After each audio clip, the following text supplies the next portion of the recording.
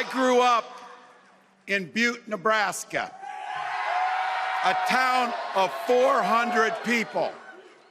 I had 24 kids in my high school class, and none of them went to Yale.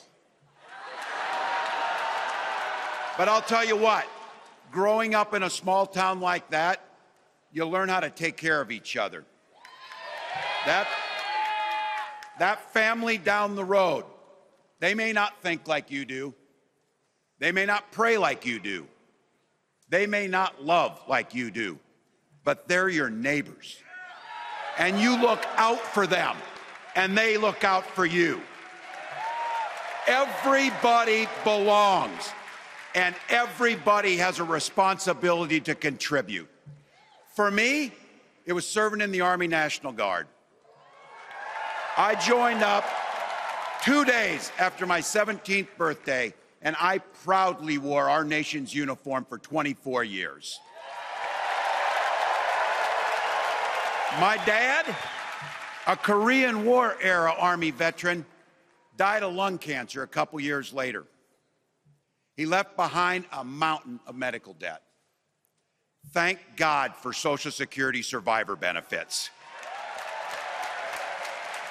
And thank God for the GI Bill that allowed my dad and me to go to college, and millions of other Americans. Eventually, like the rest of my family, I fell in love with teaching.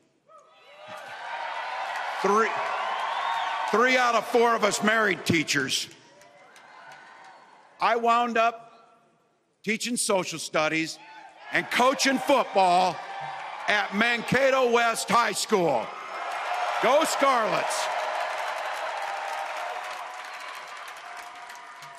We ran a 44 defense.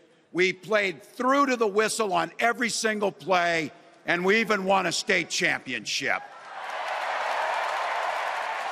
Never closed the yearbook, people. But it was those players and my students who inspired me to run for Congress. They saw in me what I had hoped to instill in them, a commitment to the common good, an understanding that we're all in this together, and the belief that a single person can make a real difference for their neighbors.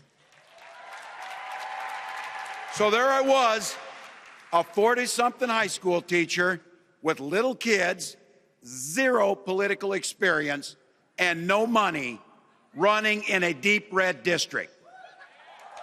But you know what? Never underestimate a public school teacher. Never.